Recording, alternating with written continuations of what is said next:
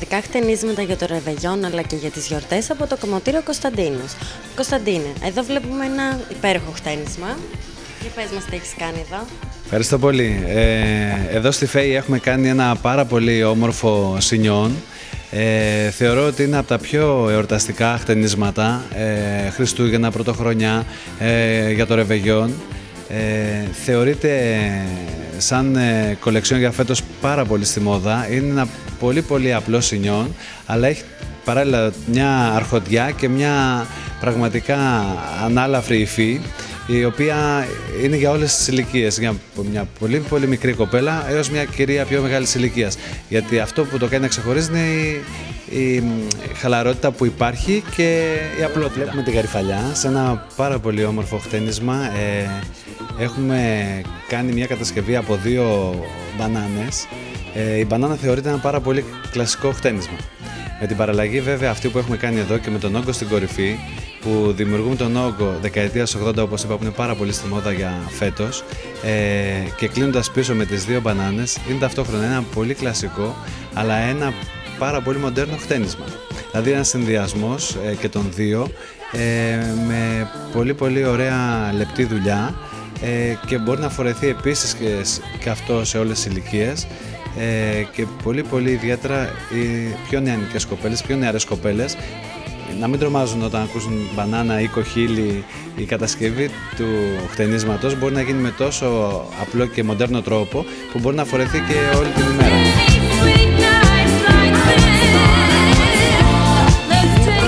Πιο νεανική, πιο ανάλαφρη.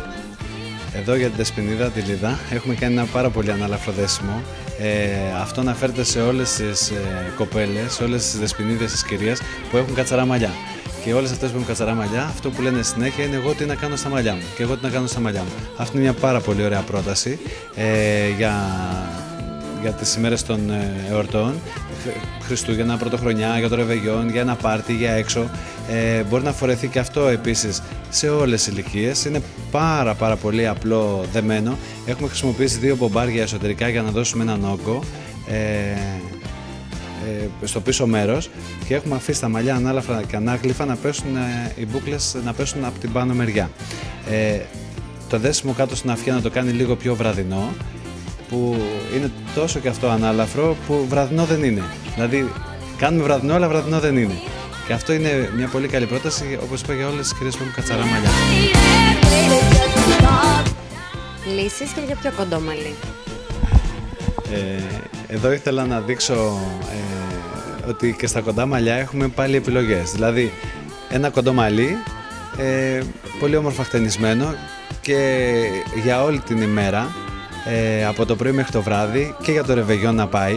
Έχουμε κάνει ένα πολύ χοντρό ψαλίδι, για να δώσει έναν όμορφο όγκο στα μαλλιά, και το έχουμε χτενίσει απαλά, ούτως ώστε να κάνει μια σκάλα βαγ στο μπροστινό μέρος και στο πίσω μέρος να κάνει πολύ ελεύθερες κινήσεις, χωρίς να φαίνεται ότι είναι ένα ψαλίδι κλασικό.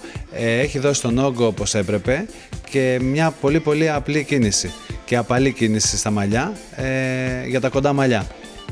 Πιο ροκ διάθεση, πάλι σε πιο κοντά μαλλιά. Έχουμε φέρει πάλι δεκαετία του 80 στην Αγγελική, στο μοντέλο μας εδώ.